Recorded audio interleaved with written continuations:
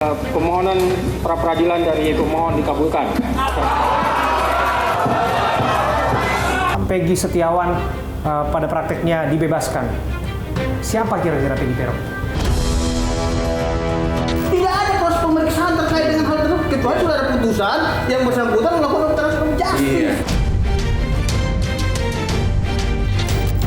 Nah, dari situ saya awal ini sebenarnya kasus fiktif.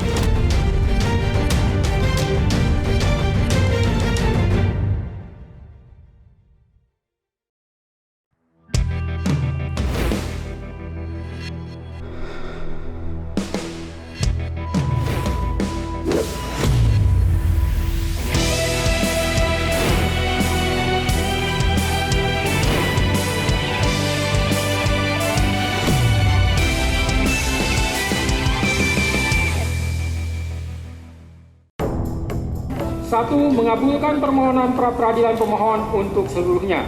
Dua, menyatakan proses penetapan tersangka kepada pemohon berdasarkan surat ketetapan nomor Estaf garing 90 garing 5 Romawi garing Res 124 garing 2024 garing Diskreskrimum tanggal 21 Mei 2004 atas nama Peggy Setiawan beserta surat yang berkaitan lainnya dinyatakan tidak sah dan batal demi hukum.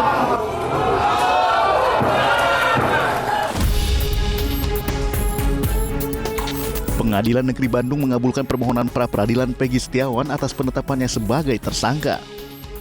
Dalam sidang, Hakim Tunggal Eman Sulaiman mengabulkan seluruh permohonan Peggy Setiawan terkait penetapan tersangka kasus pembunuhan Vina di Cirebon.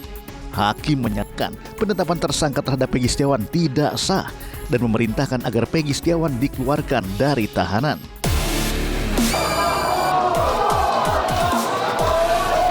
Menyambut putusan hakim, tangis haru menyelimuti Kartini, ibunda Peggy Setiawan, setelah mengetahui hakim mengabulkan permohonan Peggy Setiawan. Ibunda Peggy bersama kedua adik Peggy sangat bersyukur Peggy diputuskan bebas. Usai diputuskan bebas dari segala tuduhan, Peggy Setiawan pun langsung dijemput oleh keluarganya.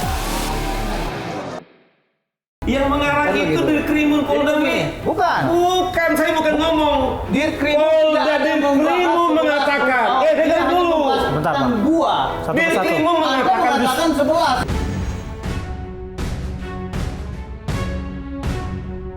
8 Juli 2024 kelihatannya menjadi momen bersejarah dalam proses penegakan hukum di Republik ini. Dari layar televisi kita melihat Hakim Tunggal Eman Sulaiman memberikan putusan yang berpihak kepada Peggy Setiawan. Alat bukti yang digunakan untuk menetapkan dirinya sebagai seorang tersangka tidak sah dan Hakim Tunggal Eman Sulaiman merintahkan untuk Peggy Setiawan dibebaskan. Saya Abraham Silaban, saya duduk dan mengawal detik-detik pra-peradilan ini melalui layar kaca bersama dengan dua orang praktisi hukum, yaitu yang pertama Bung Pitra Romadoni dan juga Bung Saur Siagian. Praktisi hukum juga yang kita bersama-sama melihat bagaimana putusan yang dibacakan oleh Hakim Tunggal Eman Sulaiman ya. Abang-abang ya. Saya ke Bung Pitra terlebih dulu deh. Bung Pitra, mengejutkan tidak apa yang disampaikan oleh Hakim Tunggal Eman Sulaiman? Oke, baik Bung Abraham. Kalau saya sih melihatnya dari segi hukum itu hal yang biasa dan tidak ada mengejutkan ataupun surprise dan hal lainnya. Itu merupakan salah satu bentuk koreksi kepada kinerja kepolisian untuk lebih teliti lagi ke depannya.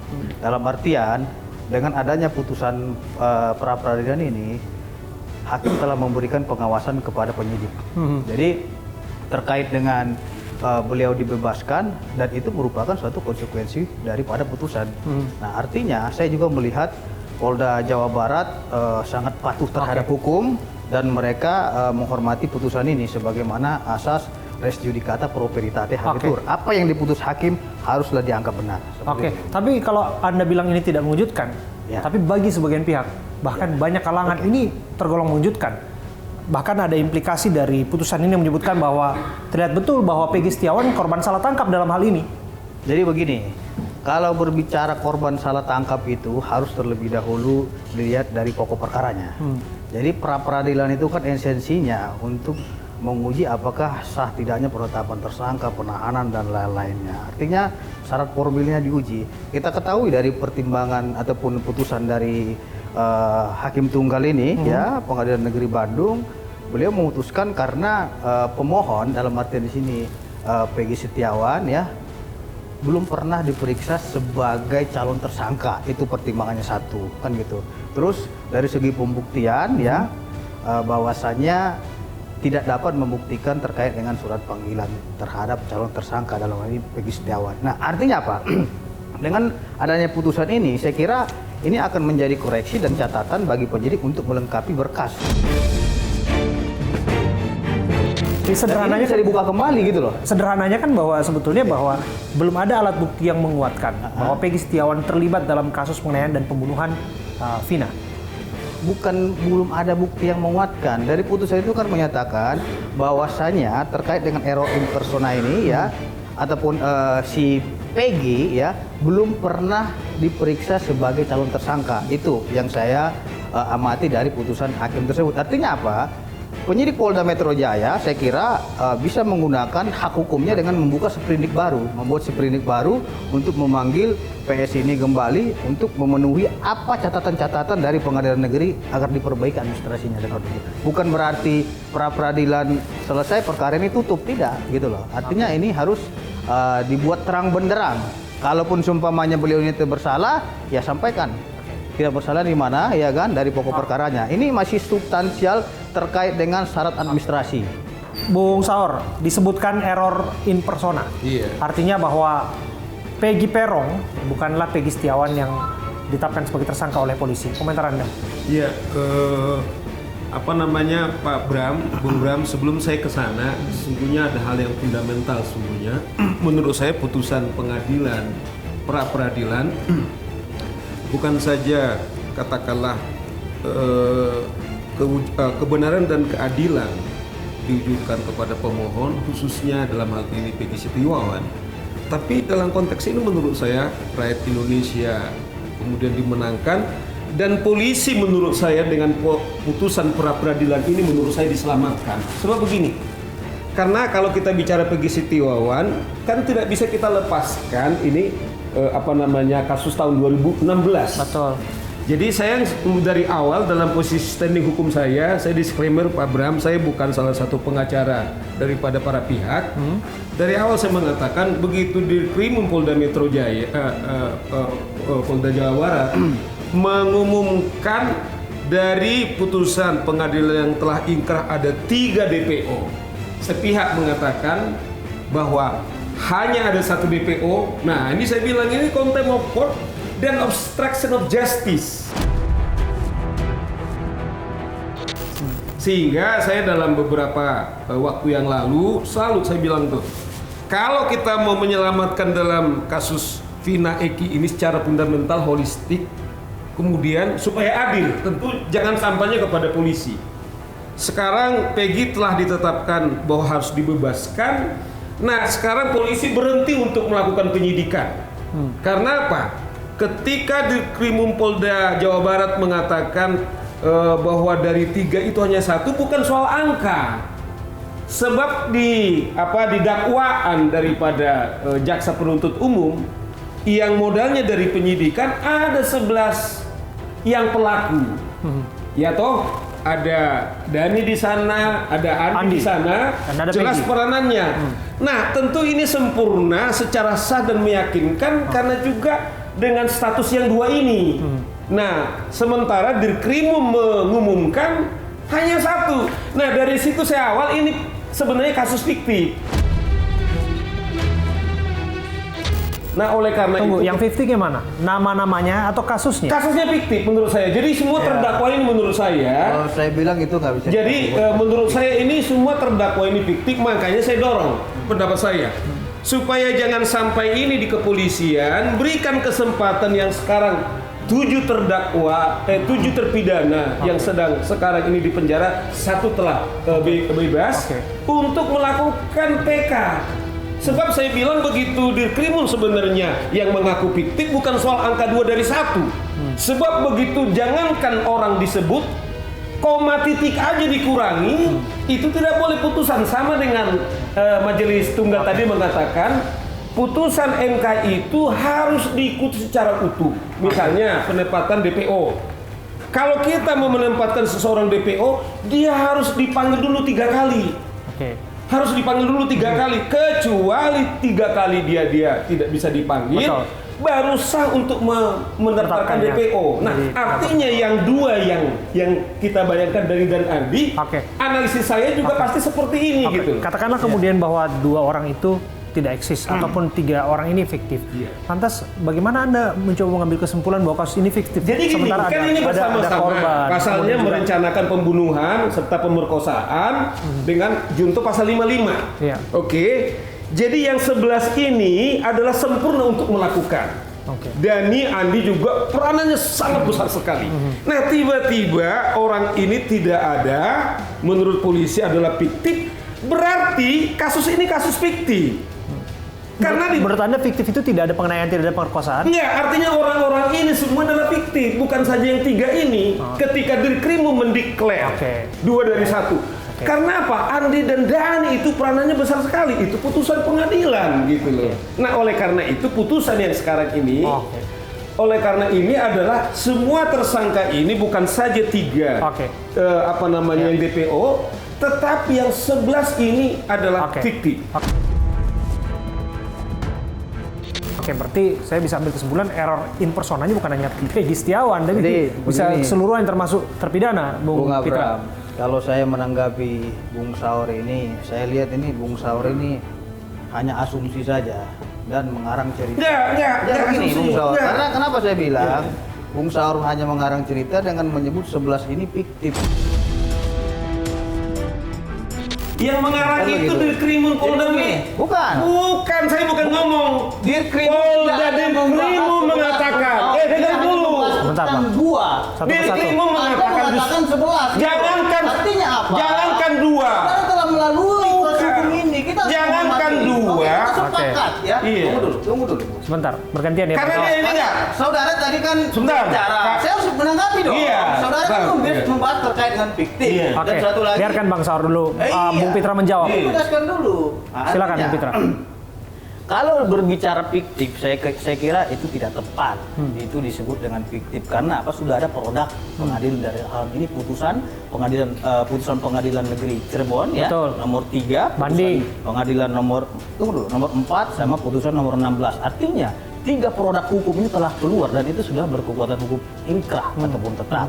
Kalau kita bilang fiktif, berarti proses persidangan di dalam pengadilan negeri, baik proses penyidikan, penuntutan itu tidak benar. Nah, jadi Artinya gini, apa? Begini, jangan lama-lama kau. Tunggu dulu. Iya. Ya, Bung Saur ini ngegas terus. Bukan. Iya kan? Satu persatu ya. Ini harus dijelaskan. Oke, langsung Bung Saur to the point. tadi mengatakan obstruction of justice. Bung Saur ini terlalu dini menyimpulkan suatu perkara dan mengatakan orang obstruction of justice.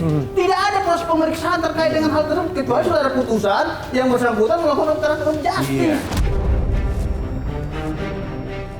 Jadi Nggak gini, bisa. Bram. Jadi gini, Bram. Janganlah sesatkan. Udah gantian ya. Oke. Kalaupun supaya putusan pra peradilan dimenangkan oleh PS, ya kita hormati itu. Udah, Kita kan tidak saya boleh. sekarang. Jadi Tapi gini. ingat, itu bisa dibuka kembali dengan seprindik Oke, baru. Oke, silakan. Jadi gini. Jadi yang mengatakan fiktif itu bukan sausi kan. Saya lagi logika hukumnya. Iya. Saur mengatakan Putusan jelas. sudah kan gantian kan? Iya. Dirkrimum Polda Jawa Barat mengatakan gini, Bram. Yang tadi sempurna itu ada 11. Saya ulangi lagi. Ada 11 pelaku. Ada namanya Andi, ada Dani. Betul. Makanya ini sah dan meyakinkan. Nah, tiba-tiba Polda Jawa Barat mengatakan dari 3 ini jadi 1. Padahal tadi dibilang udah diuji di pengadilan negeri, udah pengadilan tinggi dan Mahkamah Agung. Iya. Artinya dia tidak bisa mengatakan sepihak itu adalah fiktif. Ini yang saya bilang, ini menginjak-injak daripada hukum Oke. yang saya sebut obstruction of justice. Bukan, Kenapa? saya luruskan Sudah ya. dia bilang putusan yang ingkrah, kan dia bilang putusan yang ingkrah. Ya, putusan ingkrah. Tetapi dia bilang yang 2 itu tidak ada. Ini Jadi saya begini, bilang menginjak-injak ini daripada sekawan pengadilan. ini saya kira kurang up to date terkait dengan informasi dari pihak kepolisian. Itu sudah diralat oleh Divisi Humas Mabes Polri langsung mengatakan ini hanya terkait dengan komunikasi saja, ya. Kemarin Humas Mabes Polri menyatakan tidak ada yang dicabut dari 2 DP ataupun tidak ada yang fiktif. Apabila memang ada bukti yang cukup untuk membuka yang 2 ini, itu akan dibuka kembali gitu loh. Bukan artinya karena memang yang dibilang Saur itu fiktif, seolah-olah ini perkara harus di stop dulu, nggak bisa seperti itu. Dan Benny Mamoto dari Kompolnas juga menyatakan ini hanya komunikasi saja. Oke. Gitu loh, terkait dengan hal tersebut. Apalagi yang berwenang menyampaikan sesuatu hal kepada Polri atas nama instansi adalah Humas. Oke. Bahwa disebut implikasinya tadi bahwa Peggy Setiawan dibebaskan, tapi disebutkan ada 2 nama lagi yang hingga saat ini kan belum jelas di mana arahnya. Bahwa disebut juga bahwa ada 8 orang yang sudah terpidana. Apa implikasinya kepada mereka semua? Apakah kemudian mereka punya hak yang sama kemudian untuk memperjuangkan hak-haknya? Sementara narasi berkembang secara luas hari-hari ini bahwa mereka adalah korban salah tangkap.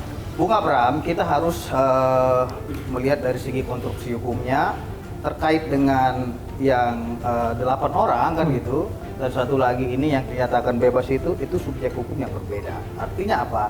Kalau yang 8 orang ini kita katakan ada 5 kemarin itu telah mengajukan pra peradilan pada tanggal 4 Januari 2017. Iya, ada sekitar 5 orang kawan-kawan. Dan itu sudah diuji, ternyata pra peradilan mereka itu ditolak oleh Pengadilan Negeri Cirebon dan kalah. Nah, terkait dengan PS ini, di sini kan adanya muncul perdebatan. Iya. Apakah Peggy Setiawan ini adalah Peggy alias Peron? Betul. Kan gitu. Betul. Artinya kita juga nggak bisa samakan dengan Limes, soalnya mereka menjadikan diri opung untuk menjadi PK. Tapi sumber untuk menersangkakan Peggy Setiawan dengan yang lainnya kan sama. Ya, kesaksian Aib menjadi salah satu kesaksian yang dijadikan untuk menjerat mereka. Sementara dalam hal ini kesaksian Aib dibantah lewat putusan pra peradilan. Ya, Bung Abram. Untuk menetapkan tersangka terkait dengan PS ini, ya penyidik tentunya telah memiliki 2 alat bukti permulaan yang cukup, yaitu dari saksi-saksi, bukan hanya Aib saja loh, ya. Sedangkan terpidana saja ada yang mengakui bahwasanya ya benar Peggy itu adalah alias Peron. Ada salah satu terdakwa berinisial S. Sudirman. Nah, terus satu lagi, ada lagi rekan-rekan beliau ya yang menyatakan bahwasanya atas nama Peggy ini benar nama panggilan dia Peron. Ya, terlepas bahwa ada kesaksi lain yang mengatakan bahwa saksi lain ini banyak juga, termasuk gitu loh. Saka yang melihat tinggal nanti bagaimana tidak ada penyidik Peggy di ini sana. membungkus bukti itu sedemikian rupa sehingga itu sah secara hukum. Nah, itulah yang diuji oleh rekan-rekan pemohon dari tim kuasa hukum Peggy Setiawan. Saya kira itu sah-sah saja, kalaupun sumpamanya kalah Polda Jawa Barat, itu merupakan bahan catatan dan koreksi untuk memperbaiki dan berbenah terkait dengan administrasi penyidikannya ini. Bukan terkait pokok perkara yang dibahas ini. Apakah ada implikasinya ke arah sana, Bung Saur? Jadi mengingat bahwa kesaksian Aib ini dijadikan menjadi kesaksian menersangkakan para tersangka termasuk terpidana yang saat ini sudah ada di masa tahanan. Peggy Setiawan pada prakteknya dibebaskan. Siapa kira-kira Peggy Peron?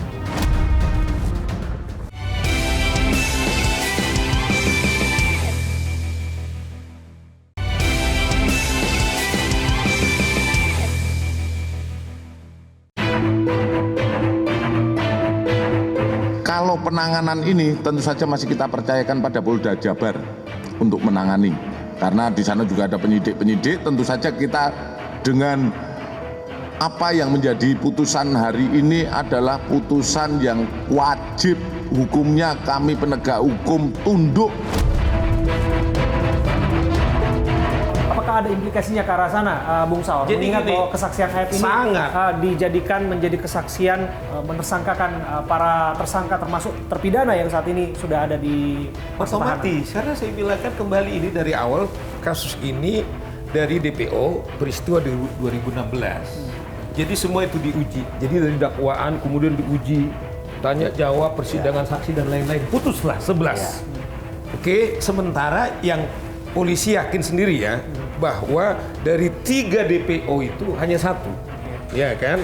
Nah, terlepas tadi Fitra bilang diralat yang sejauh ini, makanya saya juga masih dengar, saya juga bantah saudara Benny Mamoto belum pernah mereka kemudian membantah bahwa itu fiktif.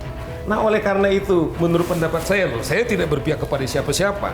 Saya ini anak polisi, ya saya anak polisi. Waktu saya minta supaya Sambo dipecat, banyak tadinya awalnya curiga sama saya, benci polisi. Tapi saya declare di depannya Abraham, semua pimpinan polisi itu sangat bertanggung jawab kepada saya. Makna sekarang juga begitu. Saya selalu bilang, analoginya begini loh. Kalau kita sayang sama teman kita udah tahu teman kita ini salah, bukan kemudian kita biarkan. Kita ingatkan. Nah, dalam konteks ini, ketika saya diminta sebagai praktisi hukum, yang saya bilang, karena memang Dirkrimum lah mengatakan dari 3 itu 2 itu fiktif dan tidak ada. Ini yang saya bilang dari awal yang mengatakan bahwa melegitimasi kasus ini fiktif. Jangan sampai lagi ada Peggy, berapa ratus energi kita, Bram, akibat kasus Vina. Berapa kali liputannya Abraham kemudian ke lapangan.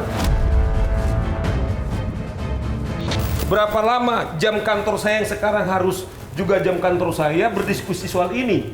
Semua satu bangsa kita sekarang sibuk dengan ini, bukan juga hanya jurnalis. Nah, itu sebabnya menurut saya kita harus hati-hati ini.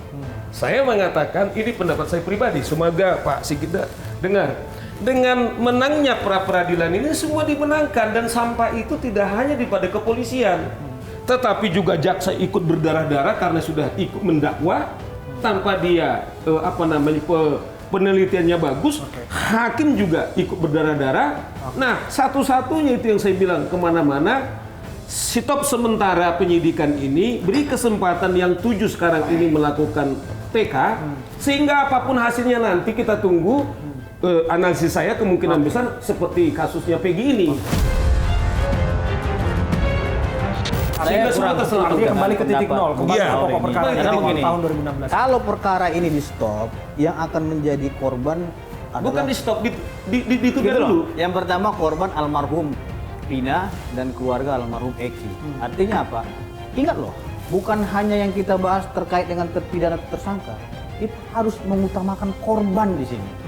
Korbannya siapa? Ya yang meninggal ini, yaitu almarhum Vina dan Eki.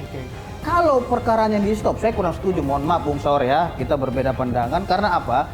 Karena mereka juga butuh keadilan.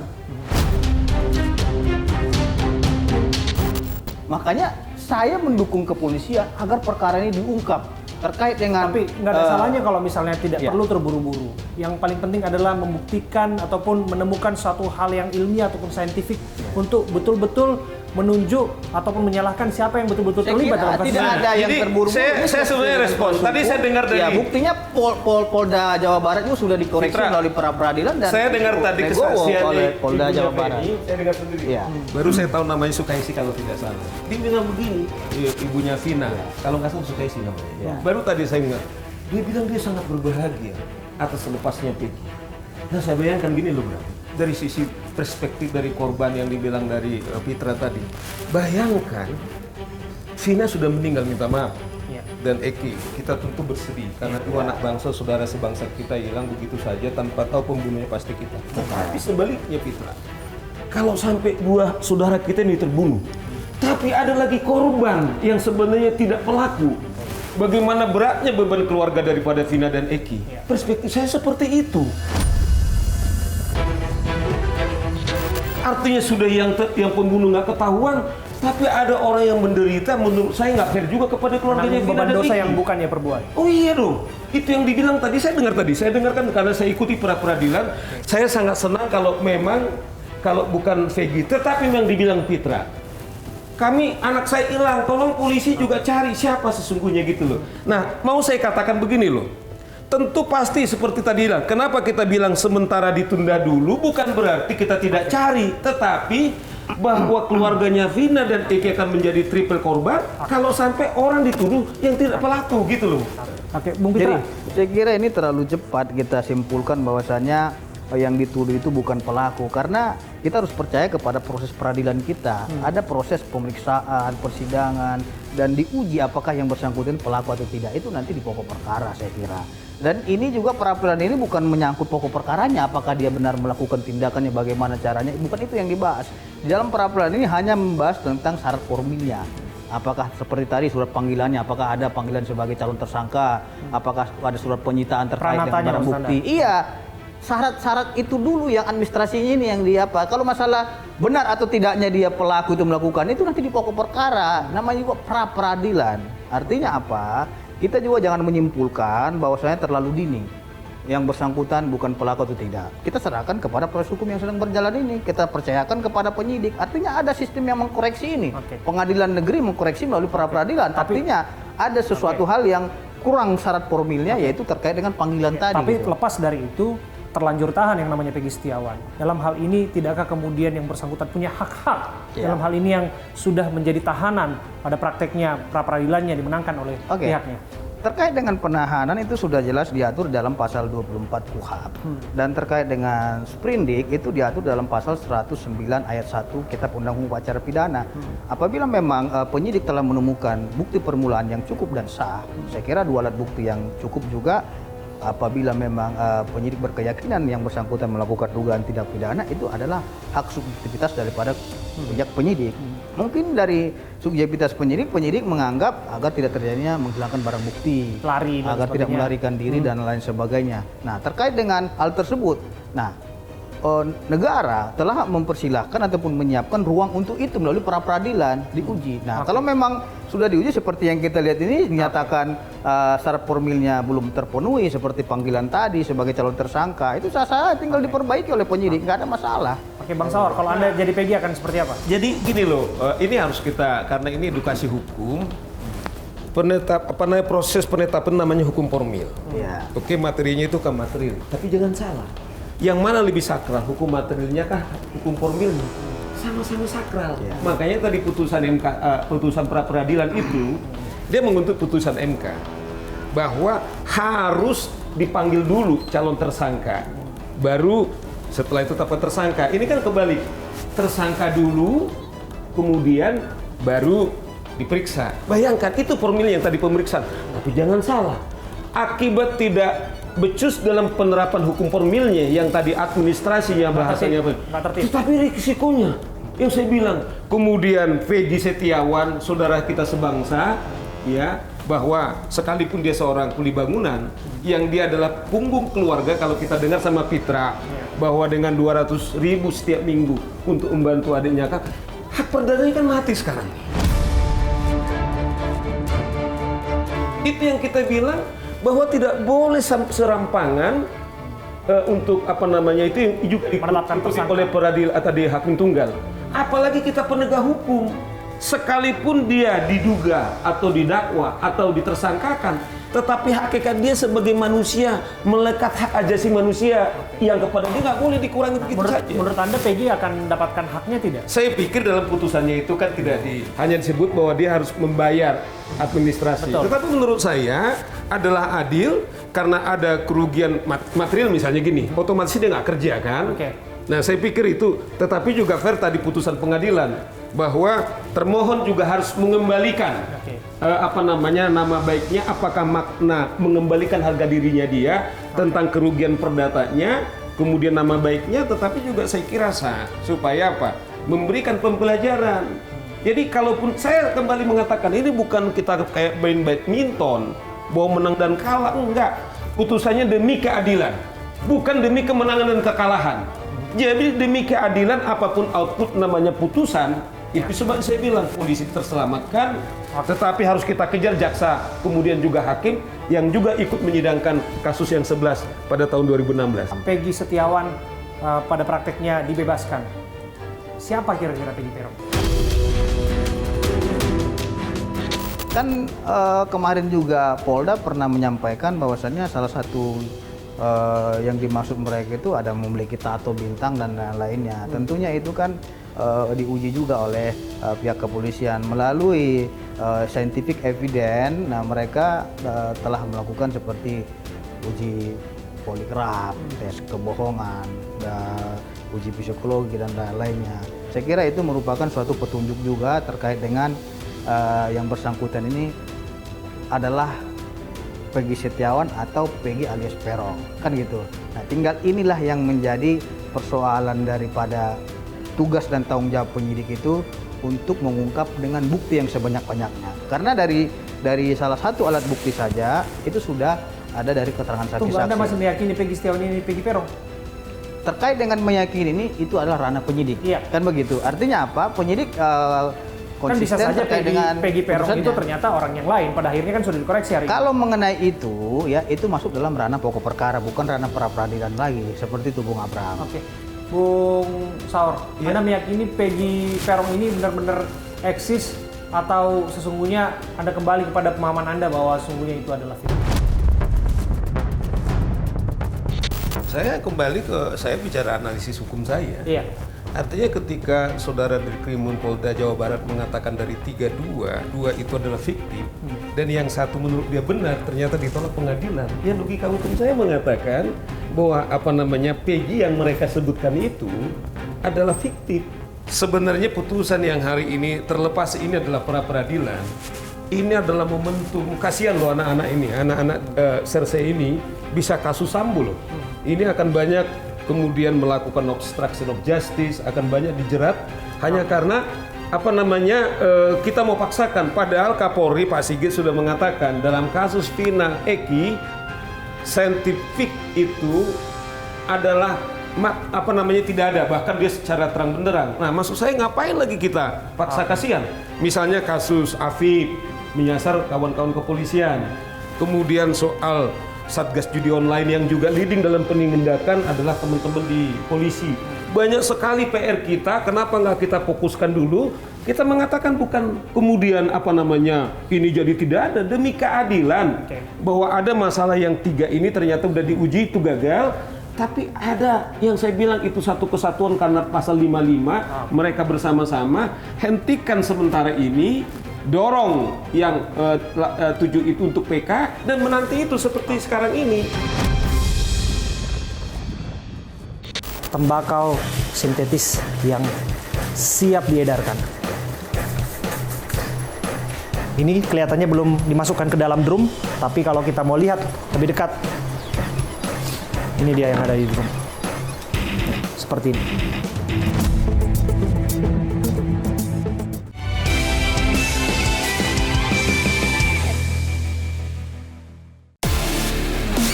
Saya Abraham Silaban, saya datang di Jalan Bukit Barisan nomor 2, Kecamatan Klajen, Kota Malang, Jawa Timur. Saya ingin tunjukkan kepada Anda fakta di balik rumah yang kelihatan seperti biasa. Nyatanya, ini adalah lab narkoba terbesar di Indonesia. Nah, kita bisa lihat di sini. Ini dia tembakau sintetisnya. Ada oven, ada mesin cetak ya. Cetak dan ini mesin ayahnya juga, di mana satu mesin ini bisa mencetak satu hari 4.000 butir. Siapa di balik ini semua?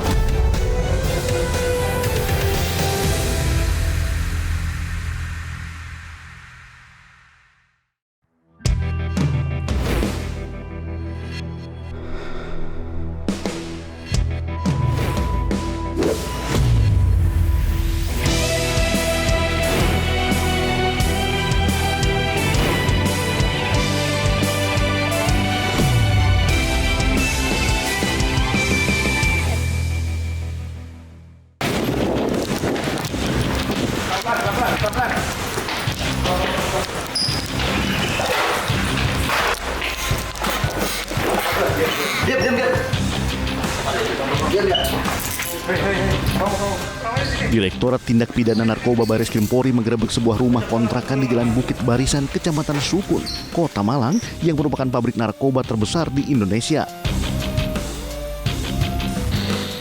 Di rumah ini, polisi mengamankan 5 orang tersangka asal Jawa Barat. Sebanyak 1,2 ton ganja sintetis, 25.000 butir pil Xanax, dan 25.000 butir pil ekstasi berhasil diamankan. Polisi juga menemukan 40 kg bahan baku setara 2 ton produk jadi, serta zat kimia yang dibutuhkan untuk produksi 2,1 juta butir pil ekstasi dan mesin pembuat narkoba. Dalam prosesnya, produsen narkoba di laboratorium tersembunyi ini selama bekerja mendapat panduan pembuatan narkoba dari seorang WNA di Malaysia secara daring. Selanjutnya, saya Abraham Silaban mengecek setiap sudut ruangan yang ada di rumah tersebut untuk mengetahui seperti apa kondisi di dalam.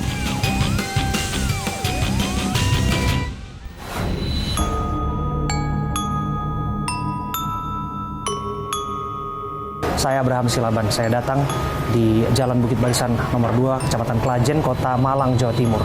Saya ingin tunjukkan kepada Anda fakta di balik rumah yang kelihatan seperti biasa. Nyatanya, ini adalah lab narkoba terbesar di Indonesia. Saya ingin ajak Anda untuk masuk sekilas, kalau kita bisa melihat tampilan dari luar, bahwa tidak ada yang mencurigakan. Untuk tampilan di ruang tamu. Anda bisa lihat ruang tamu layaknya biasa-biasa saja, tapi siapa sangka ada satu space, ada semacam bunker yang disiapkan di sini untuk kemudian di sanalah diproduksi barang haram narkoba. Saya akan tunjukkan kepada Anda tempat di mana lab narkoba ini diproduksi secara diam-diam tentu saja, sembunyi-sembunyi tentu saja oleh para tersangka yang sudah diamankan oleh aparat kepolisian. Anda bisa lihat di belakang saya 3 jenis barang haram narkoba yang diproduksi di sini, yakni Xanax, ekstasi, bahkan tembakau sintetis.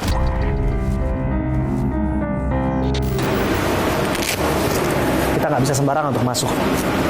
Jadi kita nggak mau merusak TKP tentu saja, barang bukti, maka kita harus menggunakan sarung tangan seperti ini untuk kemudian bisa melihat lebih dekat, bisa mengidentifikasi lebih dekat apa-apa saja yang menjadi barang-barang di tempat ini dan bagaimana kemudian modus para tersangka, apa yang mereka produksi di tempat ini. Dan sampailah kemudian kita pada kesimpulan bahwa ini adalah lab narkoba terbesar di Indonesia. Ini dia. Setidaknya ada 3 bagian dari bunker ini. Di sini disebut menjadi ruang percetakan. Ini ada oven yang menjadi bagian dari produksi Xanax dan juga ekstasi. Ini dia mesin cetaknya, dan sebelum kemudian dicetak, ini adalah mesin ayaknya atau granulator atau mesin pencacahnya. Kalau kita lihat di sini, ini dia. Lebih dekat lagi, kita bisa tunjukkan kepada Anda, ini adalah ekstasi yang dicetak di pabrik narkoba di Kota Malang, Jawa Timur. Ini dia bahan dasarnya. Kalau kita bisa tunjukkan, kita disebut pinaka yang menjadi bahan dasar untuk pembuatan ekstasi. Dan termasuk di sini Anda bisa lihat ya, ada semacam alat penggiling. Ini adalah kapsul-kapsul yang disiapkan untuk kemudian memasukkan ekstasi dan Xanax sebelum kemudian dipasarkan secara terlarang di beberapa tempat yang sudah mereka petakan. Lebih dekat lagi kita akan melihat di sini. Ini dia nih, sobat. Ruang lab destilasi dan cetak ekstasi. Jadi selain percetakan, di sini adalah penyulingan juga. Jadi mesin pencampur bahan kimia menjadi prekursor. Kalau kita bisa tunjukkan kepada Anda, ini adalah mesin penyulingannya.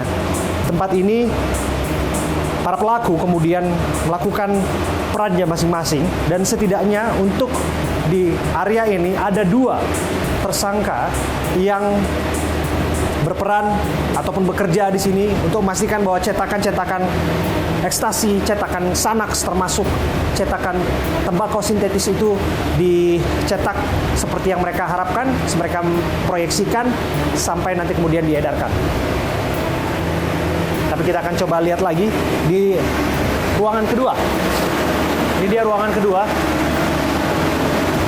Kami bisa pastikan bahwa ruangan ini memang sangat mengganggu indera penglihatan kami, sedikit pedas untuk berada di sini. Tapi ini dia ruangan kedua dari bunker narkoba terbesar di Indonesia.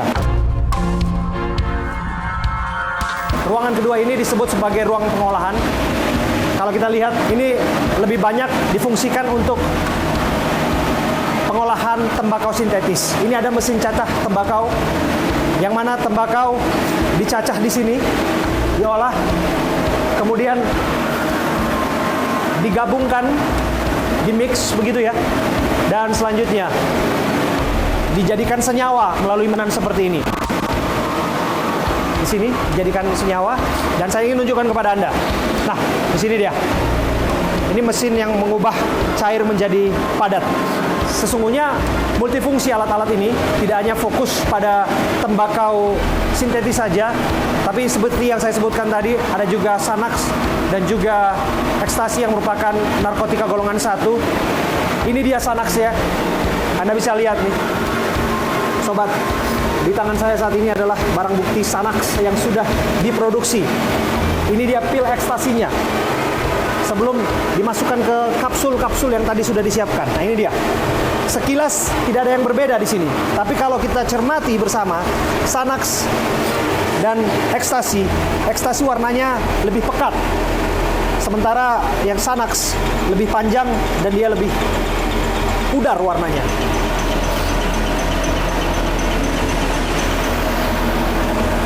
Anda bisa lihat di sini juga, ini adalah mesin penyedot hawa panas. Karena saya bisa pastikan di tempat saya berdiri saat ini betul-betul hampa udara, sehingga pada akhirnya suhu panas tercipta di tempat ini dengan aktivitas mesin produksi yang berkala, sehingga pada akhirnya dibutuhkan semacam alat penyedot panas untuk mendinginkan suhu di sini, atau paling tidak berusaha untuk menormalisasi suhu yang ada di sini. Dan ruangan terakhir saya ingin tunjukkan kepada Anda ya. Nah, sobat, Anda bisa lihat ini semacam ada penutup fiber ya di dinding yang sengaja ditempel seperti ini, dan ada sinar ultra ya, ultraviolet. Kita lihat lagi di sebelah sini. Ini sengaja didesain oleh para pelaku untuk kemudian panas yang tercipta di sini bisa tersalurkan, atau hawa panas ditarik melalui mesin sedot udara yang tadi kita lihat bersama.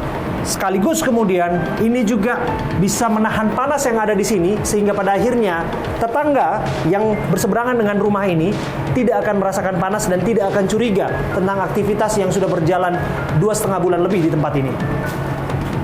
Dan yang terakhir, ini adalah ruang penyimpanan.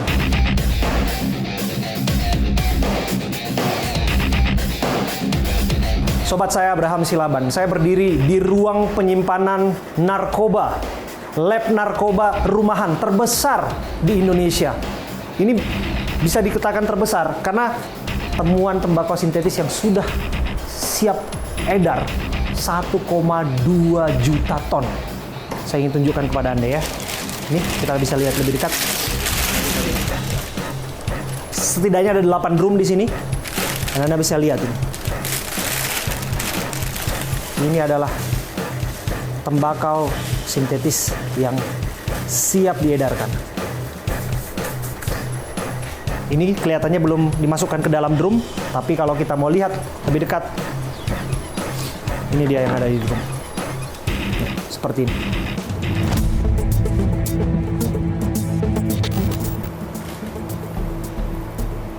Ini dia. Masuk di atasnya kita bisa lihat. Ini adalah cetakan ekstasi, dan itu ada Xanax. Termasuk di sini ada semacam larutan ya. Nah ini larutannya ini untuk kemudian membuat tembakau sintetis menjadi bentuk cairan yang nanti akan dikonsumsi melalui vape. Ini dia mesin packingnya. Tentu sudah siap diedarkan seperti yang saya sebutkan tadi. Bahkan di sini Anda bisa lihat model packingnya juga Ganesha seperti ini. Siapa sangka di dalam segelan bungkus ini adalah tembakau sintetis. Ukuran kecilnya seperti ini. Dan di sini Anda bisa lihat ini adalah metanol prekursor. Anda bisa lihat ini adalah Pinaka 200 liter menjadi bahan dasar pembuatan ekstasi dan Xanax. Dan apabila ini diproduksi, bahan dasar ini diproduksi setara dengan 2 juta butir pil ekstasi. Sungguh-sungguh besar temuan dari aparat yang ada di sini, dan betapa tidak ini menyelamatkan sedikitnya 5 juta warga negara kita yang apabila mereka menjadi korban dari peredaran barang haram narkoba. Karena kurang dari 3 bulan mereka beroperasi di sini, pada akhirnya bisa dilumpuhkan oleh aparat kepolisian. 5 orang tersangka diamankan di rumah ini di Kota Malang, Jawa Timur. Ini merupakan pengembangan dari 3 orang tersangka yang lebih dulu ditangkap 3 hari sebelumnya di Kalibata, Jakarta Selatan. Saya Abraham Silaban bersama tim saya yang ada di sini. Kita akan telusuri kasus. Iya, tawaran kerja itu. Iya, gajinya segitu. Berapa gajinya kira-kira, Mas? Sehari 1 juta gitu kan.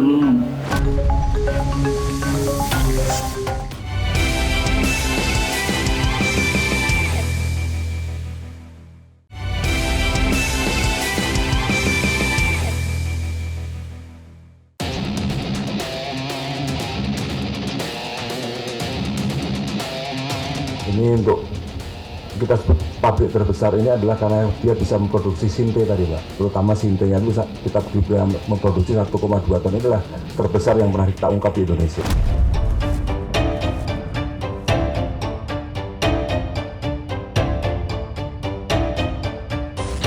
Sobat, hari ini saya bersama dengan Kepala Bareskrim Polri, Komisaris Jenderal Polisi Wahyu Widada. Kami berada di Kota Malang, Jawa Timur, dan kami berdiri di sebuah rumah yang tidak biasa karena ini luar biasa. Ini adalah laboratorium narkoba terbesar di Indonesia. Betul demikian, Jenderal? Ini laboratorium bisa dikatakan terbesar, salah satu yang besar lah. Karena di sini ada dibuat tiga pabrik di sini.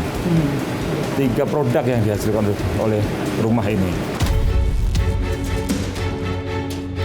Yang satu adalah sinte.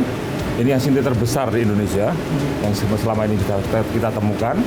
Kemudian yang kedua pabrik ekstasi, dan yang ketiga mereka juga memproduksi Xanax, yaitu termasuk dalam psikotropika golongan 1. Ini adalah alat-alat yang mereka gunakan. Kita bisa melihat di sini ada oven, kemudian ada mesin cetak ya. Dan mesin ayahnya juga, di mana satu mesin ini bisa mencetak satu hari 4.000 butir. 4.000 butir? 4.000 butir. Ekstasi dan Xanax? Ekstasi, ya gantian mereka. Either mereka menggunakan 4.000 untuk cetak Xanax atau cetak ekstasi.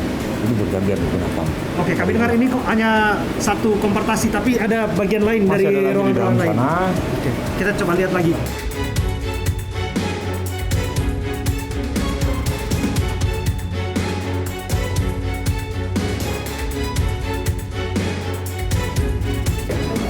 Storage-nya ya? Ini storage-nya untuk menyimpan barang-barang yang sudah jadi, bahan-bahan yang sudah jadi.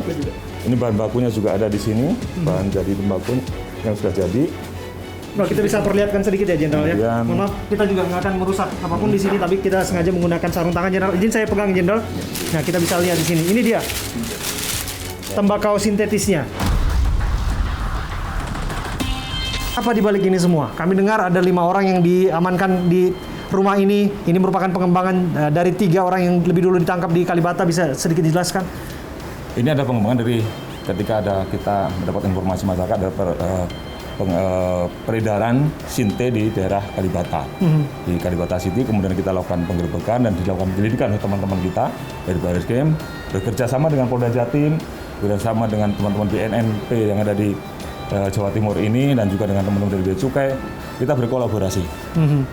Hasil kolaborasi kita bisa temukan tempat pabriknya ada di sini. Nah, pengendalinya sedang kita kejar. Betul, warga negara asing? Masih dalam penyelidikan. Oke, Jenderal bisa cerita sedikit, apakah ini terkait dengan jaringan internasional? Barangkali ada nama Freddy Pratama yang sedang dicari saat ini oleh Dir Narkoba Bareskrim Polri. Sampai sekarang kita belum mengarah ke sana, tapi yang pasti karena ini kan baru kemarin kita gerbek. Betul. Kita juga belum melakukan pemeriksaan secara mendetail dengan para tersangkanya, karena mereka yang ada di sini juga adalah para pekerja, para koki, dan juga pengecernya, pengedarnya. Nah, untuk sampai ke sana kan nanti membutuhkan satu proses penyelidikan. Pada prinsipnya, siapapun yang ada di belakang ini akan kita tabrak. Akan ditabrak? Akan ditabrak. Jadi itu semangat perang melawan narkoba? Harus. Tidak ada kata tidak, kita harus perang melawan peredaran gelap narkoba ini. Ini mengenai eksistensi rumah yang tiba-tiba dalam kontrak 3 atau 4 bulan, lebih jelasnya diubah kemudian menjadi tempat lab narkoba. Saya juga bersama dengan Pak Kabar Eskrim ketika kita ke Bali bersama-sama dan melihat bagaimana Rubanah ataupun basement menjadi bunker narkoba juga. Dan di sana ada mafia Rusia Ukraina. Kemudian di sini kita lihat angkanya jauh lebih besar dan lain sebagainya. Apa yang sedang terjadi? Ya, kita melihat bahwa narkoba itu sudah merebak. Ini yang harus menjadi perhatian kita semua. Oleh karena itu kita menyelamatkan generasi muda kita dengan cara salah satu yang adalah mencegah mereka untuk menjadi pengguna. Ini ada bahaya terhadap masa depan Indonesia. Kita mengharapkan 2045 Indonesia emas. Nah, generasi muda kita harus kita jaga. Oleh karena kita juga mohon kepada masyarakat semua untuk dapat memberikan informasi apabila terjadi hal yang seperti ini. Karena kalau kita melihat rumah di tempat yang sangat ramai seperti ini, betul, tak terdeteksi. Padahal ini kalau kita lihat baunya luar biasa. Betul, sangat menyengat. Masyarakat sebenarnya sudah mulai curiga juga.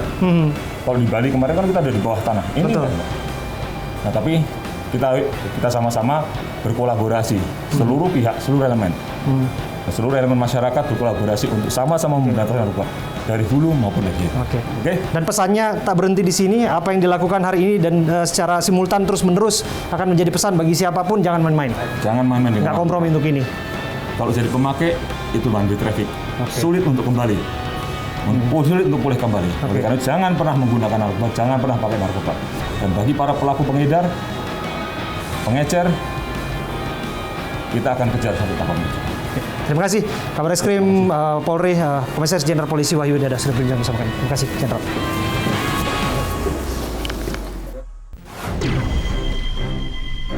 Selanjutnya, saya Abraham Silaban secara eksklusif mewawancarai 2 orang tersangka. Pada saya, keduanya menceritakan sepak terjang mereka dalam membuat narkoba selama berada di Malang. Sobat, saya Abraham Silaban. Untuk menjawab pertanyaan, siapa di balik lab narkoba terbesar di Indonesia yang ditemukan oleh Polri di Kota Malang, Jawa Timur, kita akan berbincang secara eksklusif bersama dengan 2 orang tersangka dari 5 orang tersangka yang diamankan di rumah ini. Ada Mas Febri dan ada juga Mas Yudi. Mas Febri ya? Oke. Dan Mas Yudi betul? Iya. Mas Febri dan Mas Yudi, kapan akhirnya diamankannya? Kapan ditangkapnya? Mas Febri dulu deh. Tadi pagi. Tadi pagi? Saat apa itu? Saat lagi bikin bahan. Lagi? Bikin bahan. Lagi bikin bahan. Oke. Jadi memang bagiannya Mas Febri ini adalah yang membuat bahan? Bukan. Jadi? Saya hanya melanjutkan. Melanjutkan? Nah, sebenarnya tugas saya itu hanya buat nyuci gelas-gelas yang kotor. Itu aja tugas saya. Oke, nyuci gelas-gelas yang kotor. Mas Febri di bagian pencetakan, di bagian storage, penyimpanan, atau di bagian penggabungan atau mixing? Saya cuma bagian bantu doang. Bantu-bantu. Udah berapa lama di sini, Mas? Sini baru 3 minggu. 3 minggu? Warga Bekasi sebutnya, betul ya? Iya. Yang ajak ke sini siapa, Mas? Saya sebenarnya bareng sama Yudi. Yang ajak siapa? Yang ajak ada orang Bandung. Waktu itu udah tahu kerjanya mau racik narkoba? Belum tahu. Belum tahu. Taunya di sini. Iya. Nah, terus belajar ngeraciknya itu, belajar nyampuri bahannya itu tadi dari mana, Mas Febri? Ada yang nelpon. Diajarin. Diajarin. Yang nelpon itu yang belum ketangkap. Iya. Jadi komunikasinya kami dengar via Zoom ya tadi ya. Jadi dipraktekin. Oke. Bikin apa aja biasa? Ada ekstasi, Xanax, dan gorila, betul ya? Ganja sintetis. Iya. Ada orang lagi yang bantu. Ada lagi yang bantu.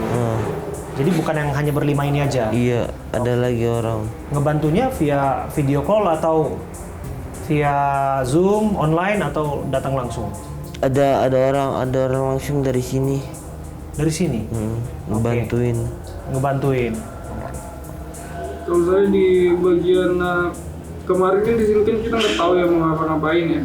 Akhirnya kita diarahin untuk ngikutin arahan dari satu orang via telepon ya, call WhatsApp, video call. Terus ya udah kita diarahin sama dia, dibimbing langsung sama orang yang saya bilang senior itu. Orang Indonesia itu ya? Oke. Dan belum ditahan itu ya? Oke. Anda kenal nggak sama orang itu?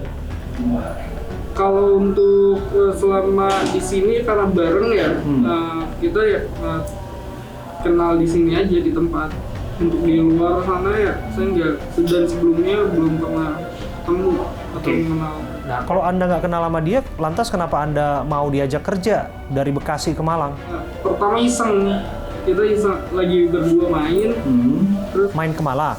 Enggak, main di rumah gitu nongkrong. saya bilang ada tawaran kerja nih, terus ya udah gas kayak gitu. Tiba-tiba ternyata di situ beneran, saya kira tuh bercanda gitu.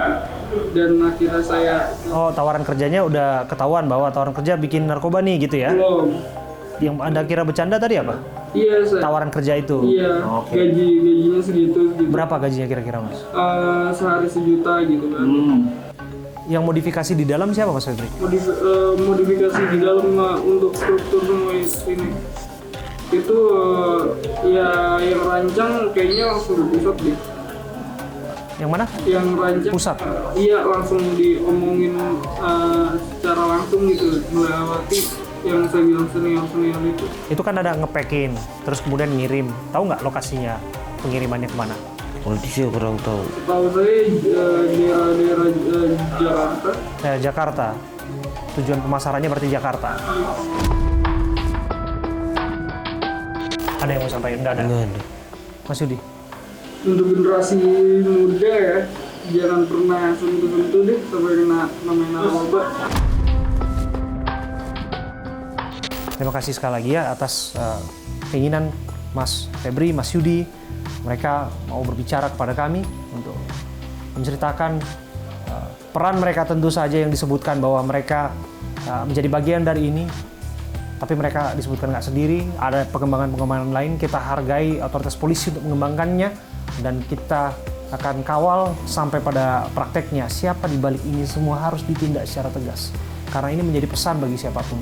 Perang melawan narkoba harus terus digaungkan dan tidak boleh main-main untuk kaitan ini, dan kita harus terus dukung untuk memastikan siapapun yang membekengi, orang besar pun yang di belakang ini semua harus tetap ditindak. Saya Abraham Silaba. Sampai jumpa. Kasih ya Mas. Kasih ya Mas ya.